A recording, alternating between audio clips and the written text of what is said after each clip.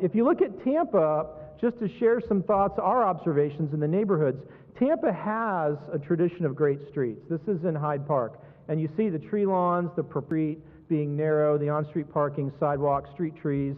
And we actually see this same street in many of the other areas of our study area. So there are great bones in the center city to have great streets and great development next to those streets. Even in a place like North Boulevard Homes, which is a fairly aged public housing community, we see great bones of walkability and street types of places. But we also see places that have some level of infrastructure that is incomplete. And so I think part of what we need to focus on is how we rebuild that infrastructure throughout the center city. We see big city streets in downtown. We see neighborhood main streets throughout the center city study area. We see regional arterials like Kennedy, where you've actually put some design standards and some streetscaping in place that's humanizing that corridor.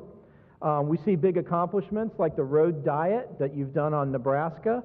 And I know that the owner of Ella's is rabidly in favor of this maneuver. She's very excited about the potential for Nebraska. But I think to really understand the streets in Tampa, you have to understand a little bit the history of Tampa. This is an image of the original grid system of Tampa, and you see a very fine-grained network of interconnected streets. These were a series of villages that really went around downtown Tampa and around the river.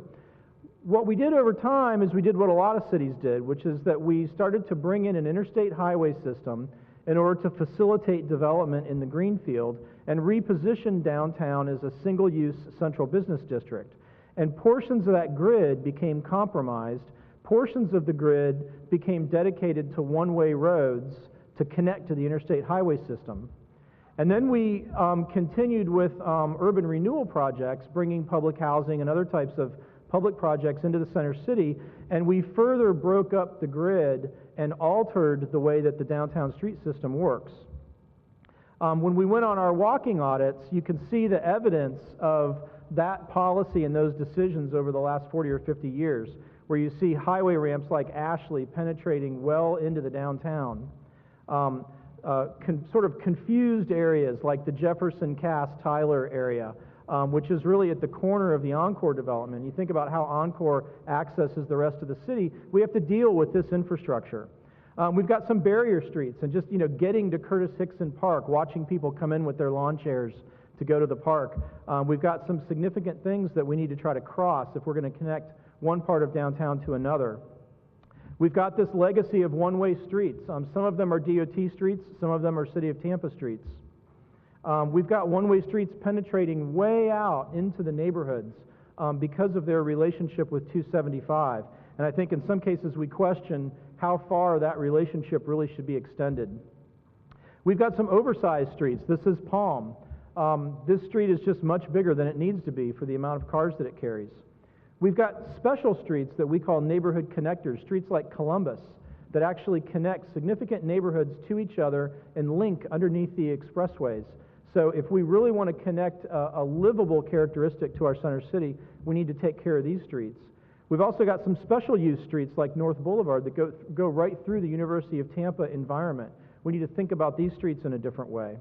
We've got ideas about what's happening on the ground next to new development that are very inconsistent in terms of what they're offering for a pedestrian or a retailing or even a cycling environment.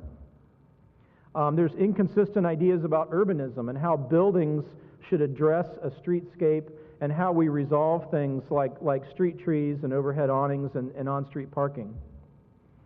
We've got places that are actually fairly close together, but they feel very far away because the accessibility factor, particularly for pedestrians and cyclists, is pretty low, and we can solve that. We have a mixed mode, multi-use future. We're building great community places. We're thinking about a really dynamic cycling and walking environment in downtown, places to live, places to get to the river. We're thinking about transit. We're thinking about really a multi-dimensional kind of place where you're shopping, you're dining, you're living, you're restoring historic buildings into new startup businesses.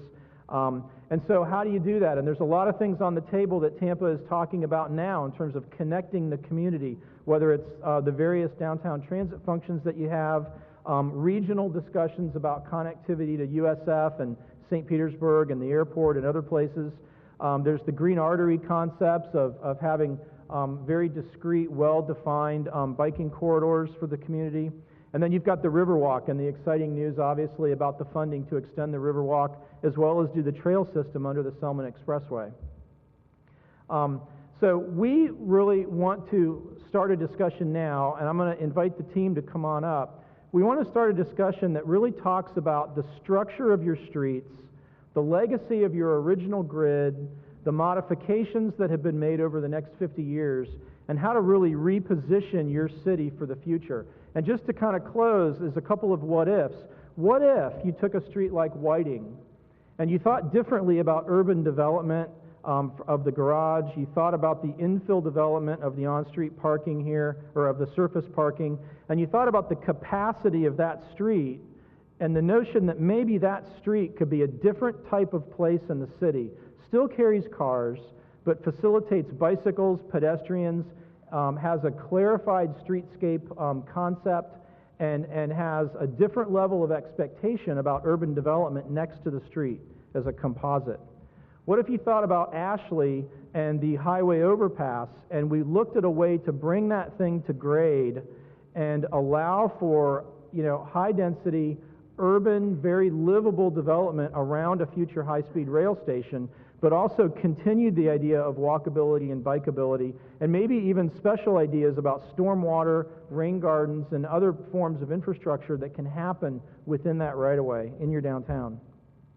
And finally, the Nebraska corridor, and this was mentioned in the video, the idea of now that we've repositioned the Nebraska corridor, as bus transit comes in and new streetscape comes in, what can we do to facilitate quality development along the corridor?